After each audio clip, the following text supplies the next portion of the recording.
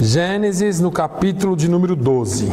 Você conhece muito bem essa palavra, tem sido amplamente pregada e amplamente ensinada nas igrejas, inclusive eu já falei sobre essa palavra aqui. Mas quinta-feira, enquanto eu dava aula para o grupo menor, ou das crianças menores, de quarta série, quinta série, eu lendo o texto, parece que algo saltou ali para mim, e eu então resolvi separar essa palavra, sentindo no meu coração de falar aqui sobre essa palavra. Eu quero deixar bem claro aqui para os irmãos que o meu compromisso é com Deus e com a sua palavra. E qualquer coisa que eu venha falar aqui, não tome como pessoal. Porque às vezes, irmãos, o pastor tem que ter um cuidado e ficar pisando em ovos para o que vai falar em cima do púlpito. E é muito complicado, porque eu me sinto aqui em família, e eu acho que, vindo da palavra de Deus, nós temos que falar aquilo que o Espírito Santo nos manda falar. Então, eu quero que você entenda que Deus tem algo para você hoje. E qualquer coisa que for falada aqui, você entenda que Deus está falando com você e não é o pastor. Amém? A palavra de Deus diz, no capítulo 12, alguns versículos apenas, depois nós vamos além.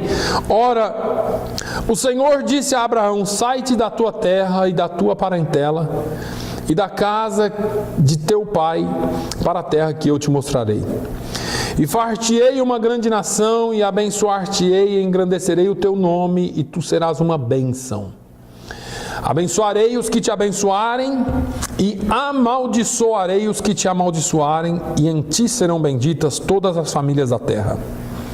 Assim partiu Abraão, como o Senhor lhe tinha dito, e foi Ló com ele, e era Abraão da idade de 75 anos, quando saiu de Harã. E tomou Abrão a Sarai, sua mulher, e a Ló, filho de seu irmão, e toda a sua fazenda que haviam adquirido, e as almas que lhe acresceram em Harã, e saíram para irem à terra de Canaã, e vieram à terra de Canaã. E passou Abrão por aquela terra até o lugar de Siquém, até o carvalho de Moré, e estavam então os cananeus na terra. E apareceu o Senhor a Abraão e disse: à tua semente darei essa terra. E edificou ali um altar ao Senhor que lhe aparecera. Amém? Eu quero falar nessa manhã sobre comunhão com Deus, sobre intimidade com Deus, sobre oração, mas muito mais sobre intimidade com Deus. Eu quero que você entenda que altares construídos significam sacrifícios em homenagem a alguém. A palavra altar é oriundo do termo hebraico misbeá, e é lugar de sacrifício. Lugar de sacrifício, guarda isso. Naquela época os altares eram edificações em forma de mesa, mas não era uma pedra reta, eram várias pedras colocadas e amontoadas de forma que formava uma estrutura para que se oferecesse algo sobre aquela estrutura.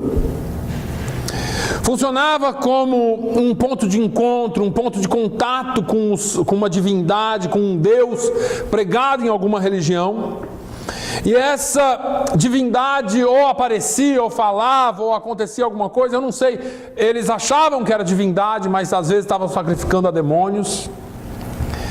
O povo pertencente a Deus, o único e verdadeiro Deus, desde Abel, passando pelos patriarcas, passando pela nação israelita, tinha por costume oferecer holocaustos, sacrifícios sobre altares.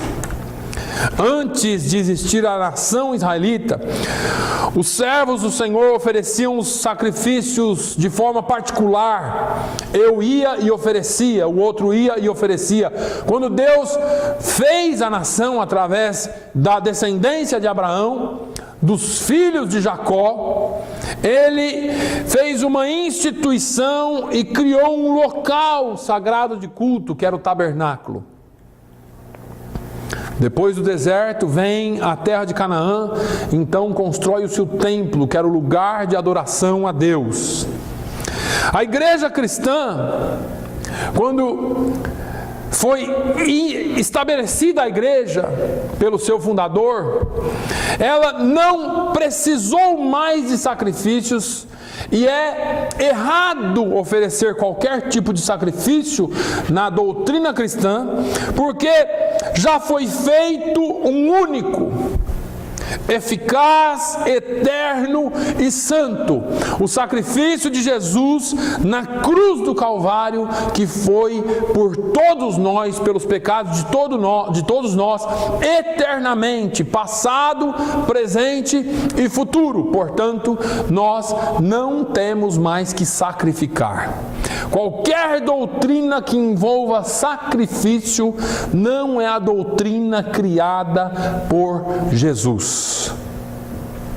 Quando pessoas dizem de púlpito que você tem que sacrificar, que você tem que fazer, porque se você não sacrificar, se você não fizer, você não recebe, não é o Evangelho de Cristo.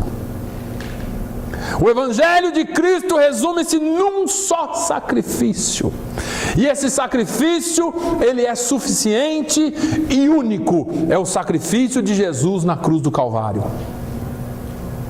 Hoje, nós fazemos as coisas baseados em interpretações, em achismos, mas quando nós vamos à palavra de Deus, não há mais sacrifício. O sacrifício foi feito uma vez por todas. Deixa eu te dizer uma coisa, não há mais sacrifício para a salvação. Se nós entendermos como sacrifício um voto, alguma coisa, é um entendimento seu, mas esse sacrifício não é para a salvação. Mas vamos lá, não é nisso que eu quero me reter, porque a gente pode falar disso um outro dia.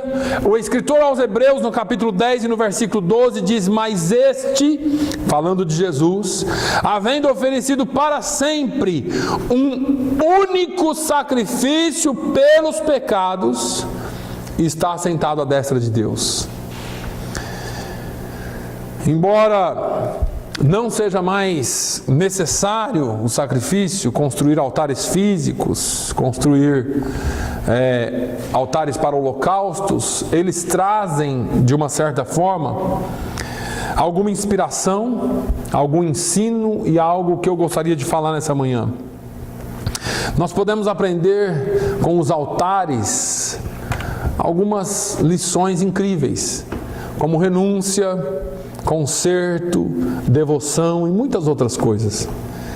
Os textos que nós vamos passar hoje, onde nós já começamos até, falam de Abraão, ou de Abrão, que se tornou Abraão, pai de uma numerosa multidão, o pai da fé de todos aqueles que creem em Jesus como Senhor. E destes textos nós podemos aprender algumas coisas que os altares de pedra de Abraão podem trazer como exemplos de altares de fé em nossos corações. Eu vou começar por esse texto que nós lemos, no capítulo 12, e nós vamos um pouquinho adiante, mas quando Abraão construiu esse primeiro altar, quando ele chega na terra que Deus havia enviado ele, ou encaminhado ele, a Bíblia fala no versículo 7 do capítulo 12: e apareceu o Senhor a Abraão e disse: a tua semente darei essa terra, e edificou ali um altar ao Senhor que lhe aparecera. Esse primeiro altar que Abraão edificou é o altar da chamada e o altar da promessa. Entenda que um Deus desconhecido chamou a Abraão. Quando você pega o contexto de Ur dos Caldeus, que estava localizado na Babilônia, eles não conheciam o Deus verdadeiro. Eles adoravam a lua, ou o Deus Nanar. E eles, o pai de Abrão, o Terá, que você pode ler no capítulo 11 de Gênesis, ele adorava esse Deus, como todos os outros lá. Abraão cresceu vendo Terá, o seu pai, sacrificar para um Deus estranho. No capítulo 12, aparece para Abraão um Deus desconhecido. Abraão não conhecia esse Deus, Abraão não sabia quem era esse Deus, mas esse Deus se apresentou para Abraão de forma tão poderosa, que quando Deus fala com ele, é a primeira vez que você vai ver menção de Deus falando com Abraão, ou com Abrão. Fala com ele, fala: Abrão, sai da tua terra, do meio da tua parentela, da casa do teu pai, e vai para um lugar que eu vou te mostrar. Eu fico imaginando como que foi esse encontro. Porque como que um Deus desconhecido aparece para alguém, fala com ele, e ele vai e cumpre de olhos fechados. Esse Deus fez uma promessa de lhe dar uma descendência e uma certa terra como possessão.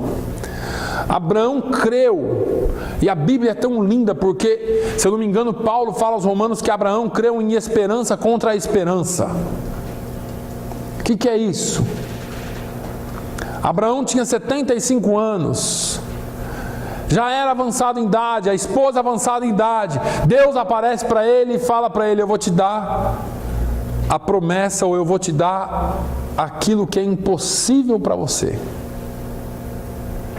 Abraão creu, teve esperança ainda contra aquilo que fosse o natural, que fosse a esperança.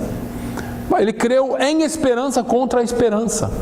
E aí, Abraão faz tudo que Deus manda fazer.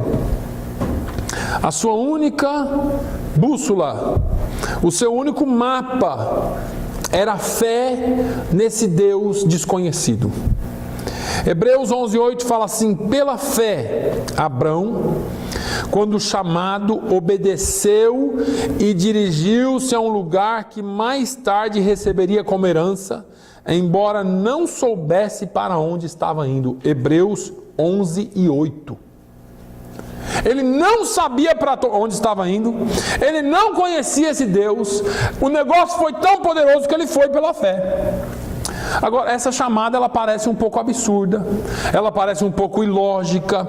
Abraão pode ser classificado por qualquer um como louco por ter aceitado essa proposta. Quando finalmente ele chegou nessa terra prometida, mesmo antes de ter essa terra por possessão, Deus aparece para ele e fala: olha, essa é a terra. Ele edifica ali um altar a Deus, ele edifica ali um altar de adoração a Deus. A palavra de Deus fala no versículo 7 que ele edificou ali um altar que lhe aparecera, ao Deus que lhe aparecera. Então, ele edificou um altar de adoração. O que eu quero dizer para vocês com isso, de maneira bem prática, é que o chamado do Senhor parece loucura para nós também. E eu não estou falando do chamado ministerial, porque eu posso entrar nele aqui. Mas eu estou falando do chamado do dia a dia. O mundo parece mais atrativo. Para seguir Jesus não é fácil. Jesus disse: se alguém quiser vir após mim, e eu falo isso aqui quase todos os domingos, ou quase todas as nossas reuniões, porque é muito complicado você aniquilar o seu eu. Eu tenho trabalhado com 2 pessoas em aconselhamento, e quanto mais eu trabalho com as pessoas, eu vejo que o maior problema do ser humano é o eu. Você sabe o porquê da depressão? É por causa do eu. É porque eu sou coitadinho, é porque me machucaram, é porque me pisaram, eu. E as pessoas se sentem tão coitadas de si, ou tão pobrezinhas, que elas entram em depressão. Eu não estou dizendo que as pessoas não têm que ser aceitas, que as pessoas não têm que ser... viver em comunhão, viver em conjunto. Ninguém nasceu para viver sozinho, mas veja bem, nós precisamos aprender a negar mais o nosso eu. Quando Jesus chamou a Paulo Paulo escreve aos Gálatas 2:20, ele diz assim: olha, eu fui crucificado com Cristo. Paulo estava falando do seu eu. Assim, já não sou eu mais quem vive, mas Cristo vive em mim. E a vida que agora vivo no corpo, vivo-a pela fé no Filho de Deus, que me amou e se entregou por mim. Paulo estava dizendo assim: olha, se tem alguma coisa em mim aqui, é de Jesus. O meu eu não tem mais lugar em mim. Eu aniquilei o meu eu. Eu não ponho mais o meu eu em primeiro lugar. No altar do chamado para a salvação, se sacrifica o eu. Quando você é chamado para ser salvo, para seguir a Jesus, você não tem como seguir a Jesus sendo você mesmo. Pastor, eu nasci assim, cresci... Lembra aquela música? Eu nasci assim, eu cresci assim, eu vivi assim, eu vou morrer assim, sei lá, não lembro essa música direito. Mas tem muita gente que é assim. O meu avô era assim, o meu pai era assim, meu bisavô era assim, eu puxei meu pai, eu não mudo. É genético, eu sou ruim mesmo. E a gente vai vivendo essa vida. Agora, quando você entrega a sua vida para Jesus, você tem que deixar o Espírito Santo de Deus entrar na sua vida e tomar o lugar dele. Aleluia. O seu eu tem que ser posto para baixo. João Batista falou: importa que eu diminua e que ele cresça. João, quem era João? João era o precursor. Alguns começaram a questionar: será que ele é o Cristo? Se um de nós fosse João, irmão. O cabra hoje não...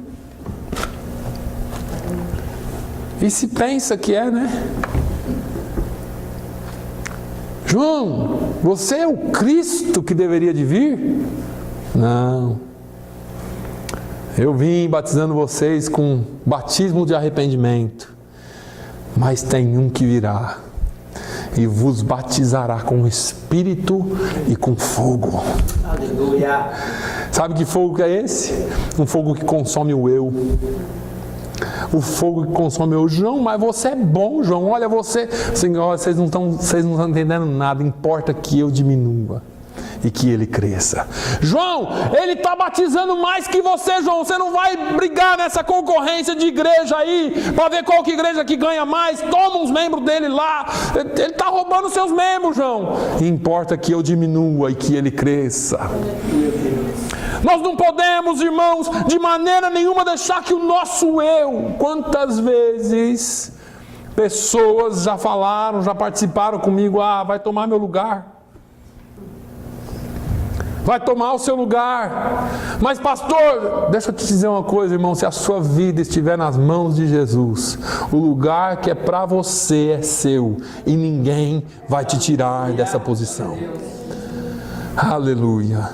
Agora, você imagina isso no chamado ministerial. E você vai falar assim: de pastor, não é? Não, de ministro. De ministros do Deus verdadeiro. Todos nós somos ministros de Deus. É o que a Bíblia fala. Esse chamado ministerial, porque você tem um chamado para a salvação e depois você tem um chamado para ser crente. Você foi salvo e agora você vai seguir a Jesus como discípulo. Ser crente, ide, fazer discípulos de todas as nações. Aí não é mais só para você. Agora você vai dividir. Nesse chamado ministerial, ele também é inexplicável. Porque ser crente já é meio assim, você já tem que fazer meio na surdina, né? Porque senão o que vão falar de mim? E para falar de Jesus então? Não, pastor, aí o senhor está exigindo demais. Eu vou ser crente mas negócio de sair falando aí, não é comigo não. Agora, é a mesma coisa. Achar-se convocado por um Deus invisível, irmãos. Chamado por um Deus invisível. Não parece meio doido esse negócio? Deus me chamou. Você é crente por quê? Por que você está falando essas coisas comigo? Porque Deus. Mas as pessoas quase que nem acreditam em Deus mais.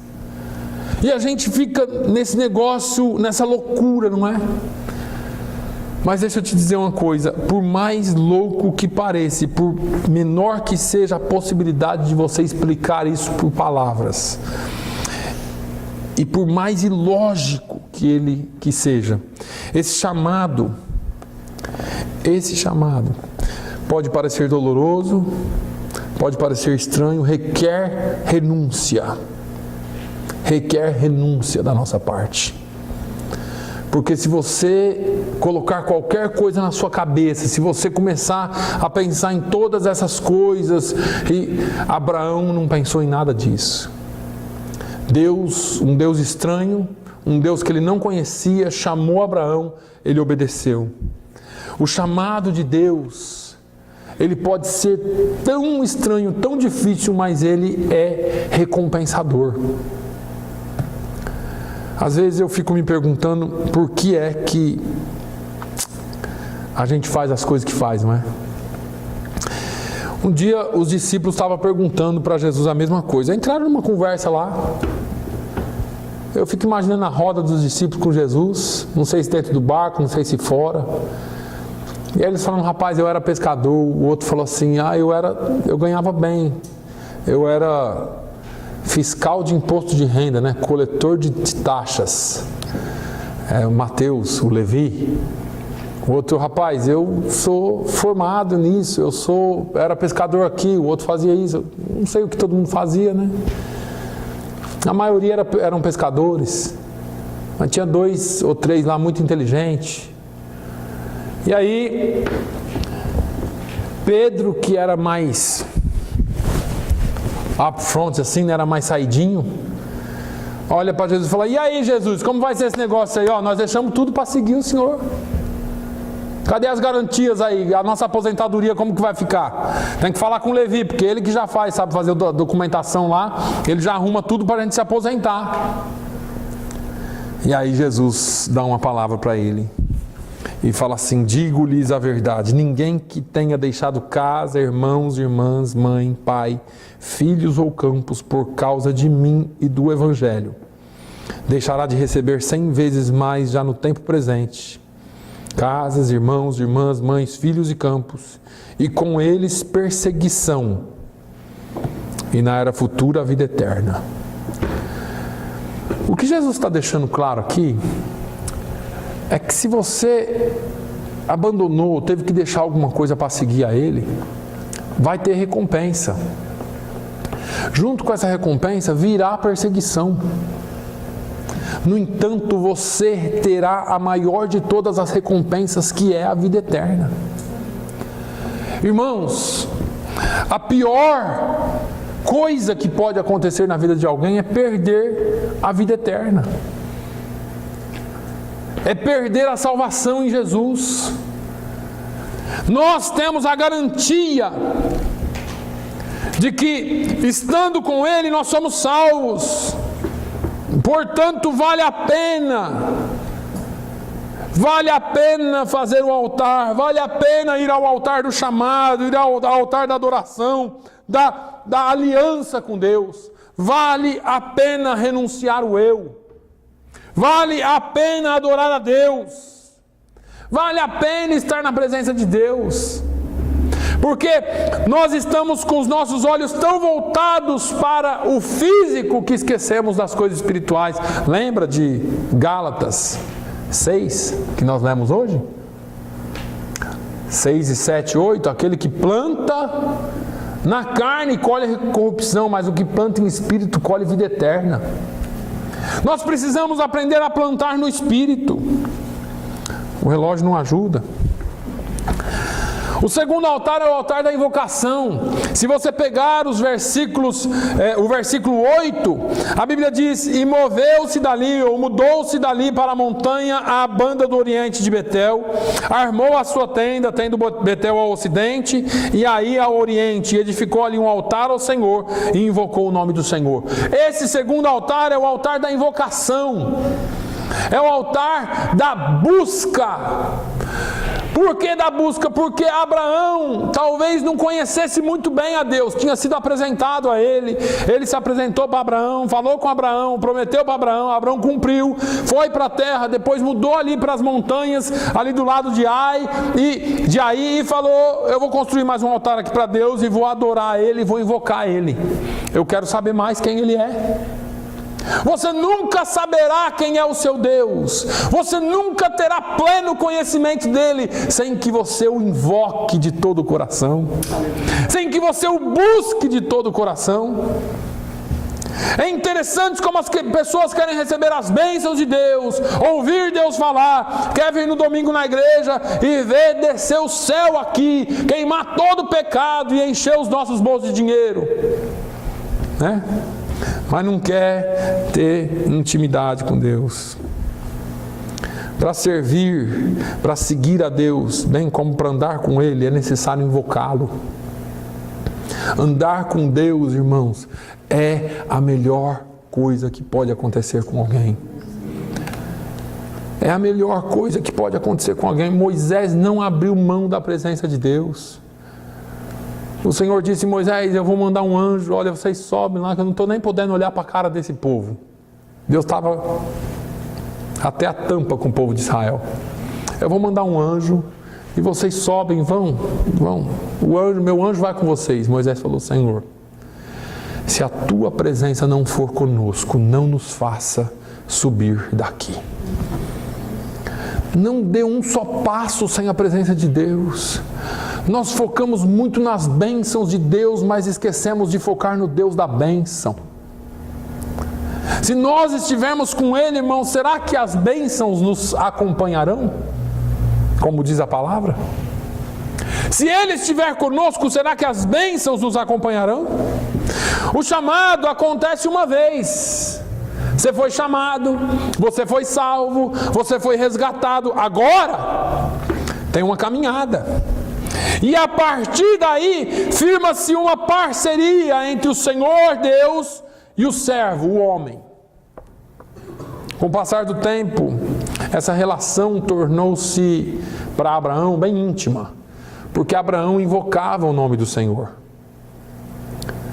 Como que é esse negócio de invocar o nome do Senhor? Será que você chama pelo nome do Senhor só quando o trem aperta? Será que você lembra que Deus existe quando o negócio aperta? Ou será que nós temos invocado o nome do Senhor em cada lugar que nós chegamos? Será que quando você chega num lugar, você invoca o nome do Senhor? Estou num emprego novo, ali eu vou invocar o nome do Senhor. Estou numa casa nova, ali eu vou invocar o nome do Senhor. Estou numa igreja nova, ali eu vou invocar o nome do Senhor. Abraão entendeu isso. E Abraão já conhecia Deus de certa forma, mas ele continuou buscando, invocando ao Deus que lhe aparecera. E porque ele foi persistente nessa busca, Tiago escreve lá no capítulo 2, no versículo 23 do seu livro, da sua carta, ele diz, cumpriu-se assim a escritura que diz, Abraão creu em Deus, e isso lhe foi acreditado como justiça, e ele foi chamado amigo de Deus. Irmãos, você pode ser amigo de qualquer um, mas se você tiver Deus como seu amigo, se você tiver certeza que Deus é seu amigo, o que é que você teme? Jesus, em João 15,15, ele disse, eu já não mais vos chamarei servos, porque os servos não sabem o que faz o seu Senhor, mas eu vos tenho chamado amigos, porque tudo quanto ouvi de meu Pai vos tenho feito conhecer. Jesus nos chamou amigos porque Ele se fez nosso amigo. Jesus se entregou por nós. Jesus deu a sua vida por nós. E ninguém dá a vida se não for por amor. E Ele disse mais, Ele disse, olha, vocês não são só servos agora. Irmão, ter um Senhor como Jesus é a coisa mais fácil do mundo. Você vive pisando na bola, eu vivo pisando na bola e não acontece nada. Se eu fosse o seu Senhor, aí você ia ver como ia ser difícil. O chicote ia comer. E o contrário também. Porque a gente não suporta nada de ninguém. Nós somos impacientes, nós somos pessoas que, não, pisou na bola, virei a cara. Às vezes eu converso com pessoas, eu tive uma pessoa recentemente falando assim, não perdoo, pastor. Não perdoo.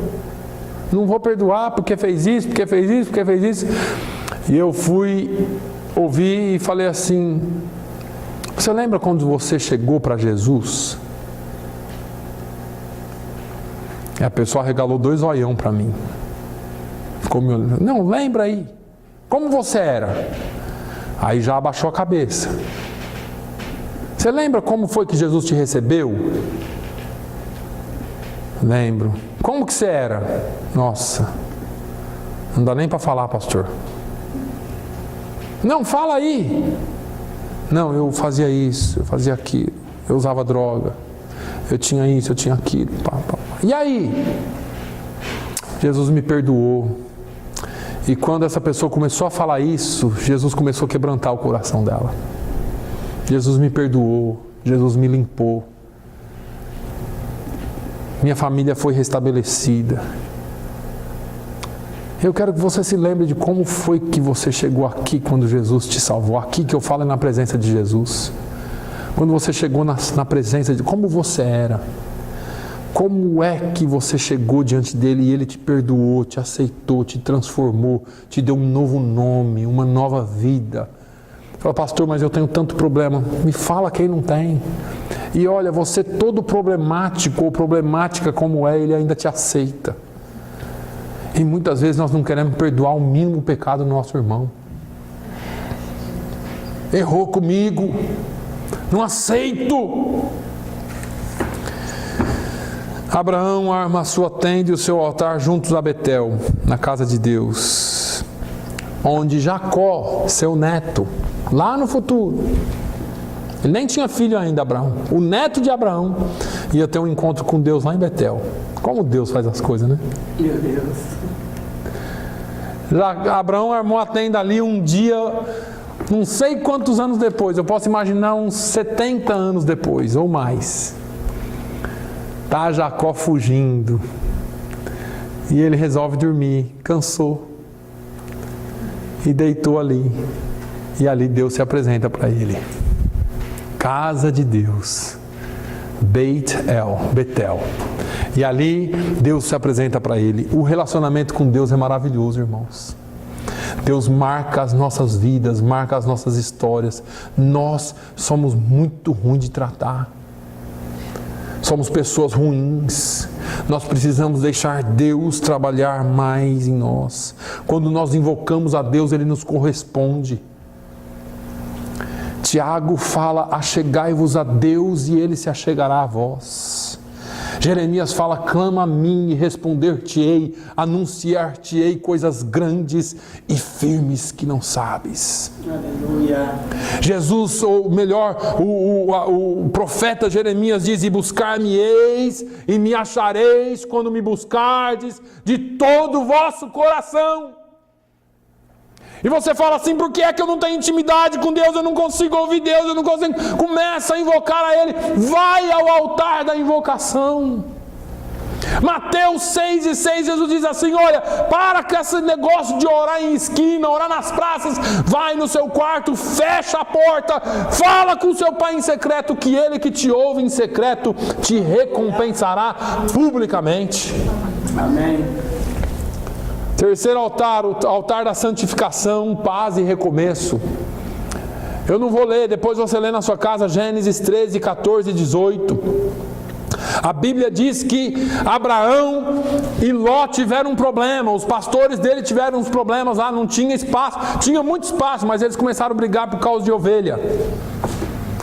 Abraão chega em Ló e fala, Ló, meu sobrinho, a gente não precisa desse negócio. Ficar brigando, você é meu irmão. Ele era filho do irmão de Abraão. Você é meu irmão, sangue do meu irmão. Para que nós vamos brigar? Olha aí a terra.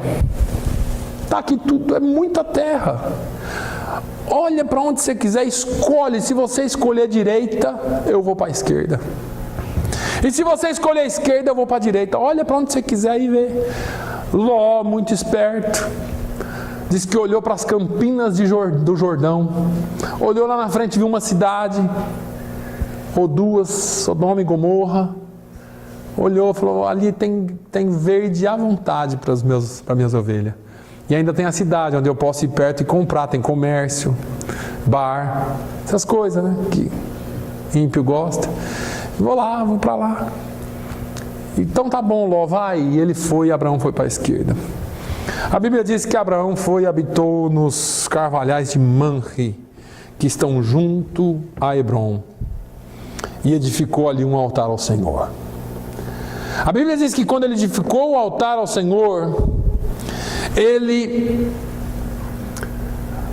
quando Ló se separou dele, Deus apareceu para ele de novo e reafirmou a promessa. Tem gente que está na nossa vida que não devia estar, gente. Eu vou deixar isso para outro dia. A partir daí, quando Ló pega outro caminho, a paz é restaurada dentro da casa. A paz é restaurada na família. É interessante que às vezes nós temos que tomar algumas posições, irmãos, que parecem radicais, mas para que a paz seja restaurada nas nossas vidas, nas nossas famílias, nós temos que tomar alguma posição. O servo do Altíssimo edificou-lhe um altar, e aí este não era mais aquele altar da renúncia, da presença, ou não era mais um altar de invocação, ou não era mais um altar de aliança. Esse agora era o altar da renúncia da presença familiar. Ló era a única referência familiar que ele tinha.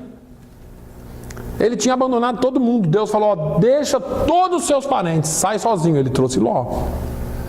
Agora Deus teve que criar uma situação para separá-los, para que ele abandonasse ou para que ele se separasse de vez da sua família.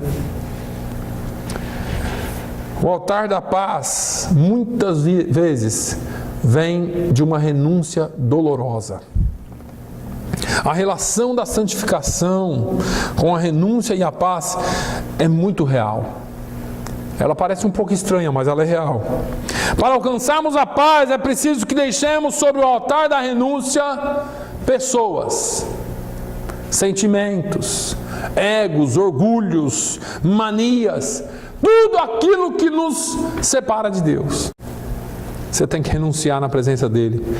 Nos momentos de batalha, quando aquilo a ser renunciado parece ser tão caro, é bom você ouvir o que o apóstolo Paulo escreveu aos Filipenses no capítulo 3. Nos versículos 7 e 8 ele disse, mas o que para mim era ganho, reputei-o perda por Cristo. E na verdade tenho também por perda todas as coisas, pela excelência do conhecimento de Cristo Jesus, meu Senhor, pelo qual sofri a perda de todas essas coisas e as considero como escória para que eu possa ganhar a Cristo. Se alguma coisa te afasta de Cristo, renuncie. Eu não sei o que é, você que sabe. E Paulo falou, escória, eu não sei o que você é escória. Se você sabe o que é escória é esterco. Paulo falou, eu considero esse negócio tudo como esterco. Mas Paulo, mas era seu primo. Mas estava me afastando de Jesus. Era sua namorada, estava me afastando de Jesus. Eu não estou falando de casamento aqui não, tá? Não vai falar, o pastor falou que eu posso divorciar agora porque está me afastando de Jesus. Não. Casou, aguenta o tirão aí, filho.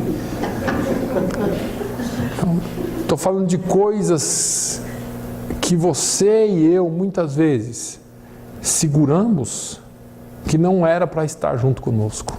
Marido e mulher é carga, aguenta aí. Você precisa entender isso. Você precisa entender isso. Porque às vezes nós estamos segurando coisas, ou é aquele emprego, ou aquela pessoa, ou aquela amizade, ou é aquele vizinho, é alguém que está tirando a tua paz, a tua comunhão com Deus. Paulo falou, olha, eu renunciei por Cristo e considero aquilo como esterco para que eu ganhe a Cristo. É tomar decisão, é dizer, eu vou tomar a minha decisão. E o que eu renunciar, eu não vou renunciar assim, não, mas Jesus Cristo, mas Jesus. Pega aí, Jesus. É aquela renúncia, chorando por renunciar, né? O coraçãozinho está apertado. Paulo falou, não, isso aí para mim não vale mais nada. Não vale mais nada. Essa amizade que me separa de Jesus não vale mais nada para mim. Essas festas, essas coisas que eu me envolvo, essas coisas com as quais eu ainda me apego e me separam de Jesus, não valem mais nada para mim.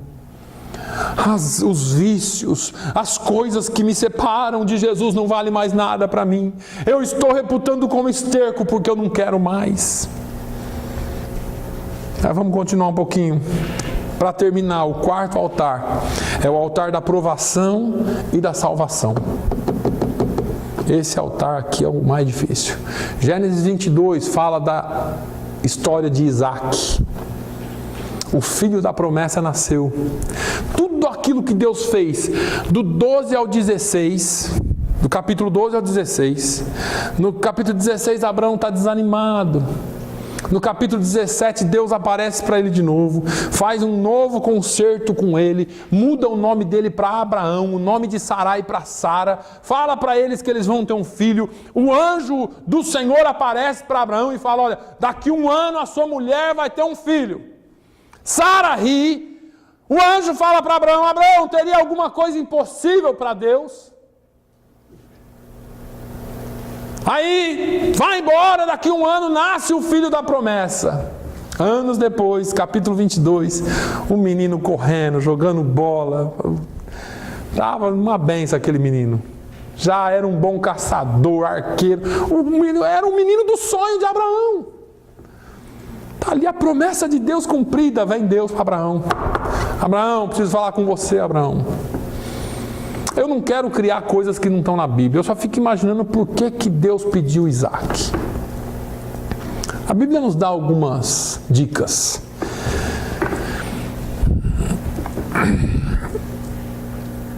A Bíblia diz que Abraão, ele ficou tão feliz com Isaac, e ele falou assim, eu já estou realizado.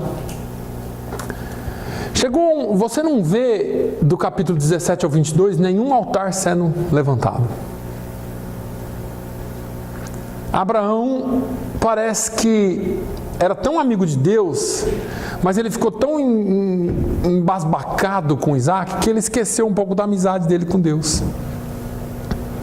E Deus falou assim, eu vou provar Abraão para ver se ele é meu amigo mesmo. A Bíblia fala isso abertamente, que Deus disse que ia provar. Agora imagine esse cara que construiu altares a sua vida toda, velho, já tinha lutado muito, havia visto muitas promessas de Deus se cumprindo na sua vida, conhecia bem de perto o caráter do seu amigo, porque não era só o seu Deus distante, agora era amigo. E aí ele via o seu filho Isaac, um adolescente, crescendo cada dia, descansou no Senhor e disse consigo mesmo que talvez aquele era o filho que agora ia cumprir a promessa de Deus na vida dele, ou era a promessa cumprida, então ele estava sossegado agora. E aí de repente vem a prova. Não foi qualquer prova, todos nós conhecemos a história. Não era mais um problema com gado, discussão de pastores com o sobrinho, nada disso, no vizinho, cerca quebrada, nada disso. Era uma prova maior. Existia mais um altar que precisava ser construído na vida de Abraão. É bom você lembrar, irmão, é bom você lembrar, irmã, que é sempre tempo de se construir altares ao Senhor. Comunhão com Deus não tem tréguas. Amizade com Deus não tem licença. Ó Deus, hoje o Senhor fica aqui, que eu vou dar um rolê lá em Nova York. Sei lá, fazer uns negócios lá que geralmente eu não faço quando o Senhor está perto. Esse altar tinha que ser construído. A prova final para a vida do Abraão era mais difícil. E aqui eu quero parar um pouquinho também, só para dizer, nós estamos no tempo, mas me dê 5 minutos. O povo vai ficando velho. e vai falando assim, não aguento mais isso não. Já viram isso aí falar? Eu de vez em quando falo, não dá mais para eu fazer sozinho esse negócio não. E olha que eu nem estou velho. 25 não é velho. E o povo tem esse negócio, não aguento mais passar por isso não, filho. Para Deus não é assim, irmãos. Na cabeça de Deus, se é que eu posso dizer isso, quanto mais velho você está, mais intimidade com Ele você tem. Mais experiência com Ele você tem, portanto você aguenta mais.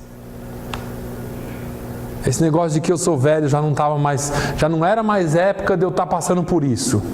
Você me desculpe, com Deus não funciona assim. Abraão estava velho, o filho adolescente. Deus chama Abraão, avançado em idade,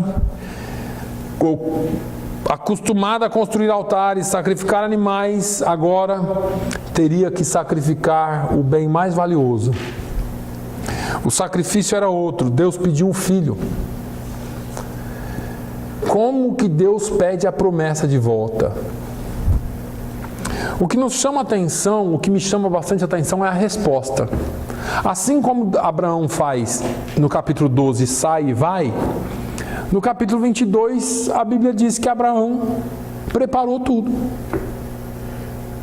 Abraão preparou tudo, não teve nenhum problema, não falou, Deus, mas o Senhor é meu filho, é a promessa. A prontidão do amigo de Deus em atender sua determinação é meio até perturbadora. Porque mesmo com todo pesar, Abraão leva seu filho para o sacrifício. Olha o que o versículo do 9 ao 14, no 9 fala que Abraão colocou o filho lá, tudo, e quando estendeu Abraão a sua mão e tomou o cutelo para imolar o seu filho, eu estou no capítulo 22, o anjo do Senhor lhe bradou desde o céu e disse, Abraão, Abraão, e ele disse, eis-me aqui. Então disse, não estendas a tua mão sobre o moço, e não lhes faça nada, porquanto agora sei que temes a Deus e não me negaste o teu filho, o teu único filho. Veja que Deus queria provar se ele temia mesmo, se ele era amigo mesmo ou se ele só tirava proveito de Deus. É bom ser crente recebendo bênção, né? E quando você tem que entregar a sua bênção? Você é amigo de Deus, você vai falar, caramba, não pensei que ser crente era isso. Olha, por que Deus fez isso comigo? Por que eu tenho que passar por isso? Irmão, ser crente é ser crente em todos os momentos. Na tristeza, na dor, na alegria, na bênção, na miséria, na fome, na fartura, na abundância. Não importa, você serve a um Deus poderoso.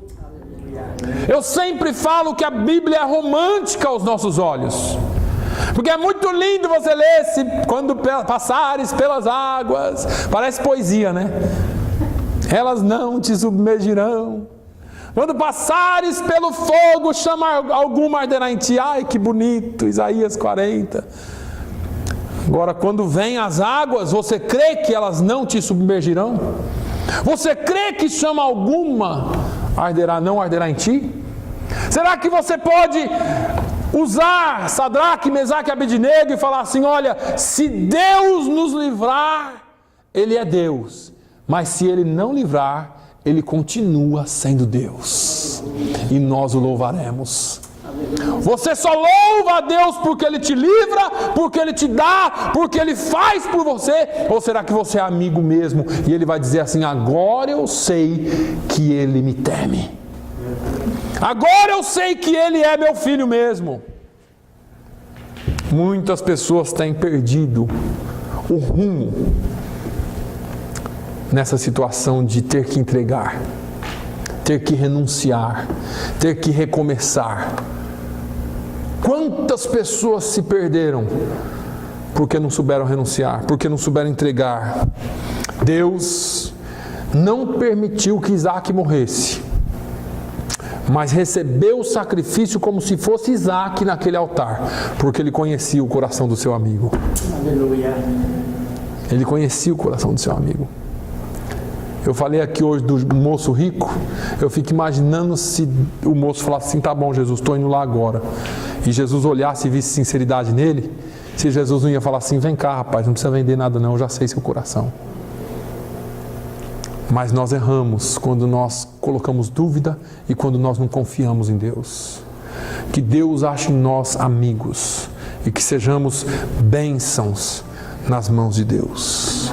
Que nós construamos altares de fé, altares que invoquem, que façam aliança, que caminhem com Ele como amigo, de restauração, de paz, e que nós façamos o altar da renúncia, o altar do sacrifício pela fé, em que tem aprovação, mas que nos garante a salvação. Amém? Vamos orar. Enquanto nós oramos, eu vou pedir para os nossos irmãos Antônio, Tony, Bento e Manuel passar os elementos da ceia. Tony, Bento e Manuel, por favor. Senhor, nós te louvamos uma vez mais. Nós te louvamos pela vida que o Senhor nos deu e te louvamos, ó Deus, pelo teu cuidado e pelo teu grande amor para conosco. Nós queremos, Senhor, no nome de Jesus, te agradecer por esse momento e pedir, ó Deus, que o Senhor continue fazendo meios, criando meios de intimidade contigo, Senhor. Nós sabemos que é pela palavra e pela oração. Meu Deus, nós queremos te honrar. Pai, que nessa manhã o Senhor encontre aqui verdadeiros adoradores e amigos. Que essa palavra faça morada no nosso coração e que o teu nome seja bendito. Eu quero também, Senhor, te pedir, ó Deus, por aqueles que não puderam estar aqui, que o Senhor continue os abençoando no nome de Jesus.